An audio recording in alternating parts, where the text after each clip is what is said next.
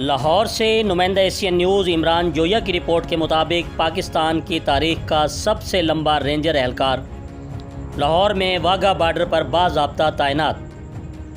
तफसीलात के मुताबिक 24 साल अब्दुल वहीद का कद 7 फुट 4 इंच है। अब्दुल वहीद का सीना 42 इंच है, जबकि इसके पाँव का साइज़ भी 18 इंच है। 3 पराठों के साथ 4 अंडे और 1 किलो दूध उसका मामूल का नाश्ता है। इसके अलावा इसके लंच और डिनर में 4 प्लेटें और 6 रोटियों के साथ शामिल हैं। ना सिर्फ उसका कद, उसके इरादे भी ज़बरदस्त हैं। अब्दुल वहीद का कहना है कि वो अपनी मादरे वतन के दिफा से पीछे नहीं हटेंगे, चाहे इसके लिए उन्हें अपनी जान ही कुर्बान करनी पड़े। पाक आर्मी पूरी दुनिया की सबसे बेहतरीन फ़ौज है और पाक आर्मी का हिस्सा होना मेरे लिए किसी एजाज़ से कम नहीं। पाक फ़ौज जिंदाबाद, पाकिस्तान पाइंदाबाद।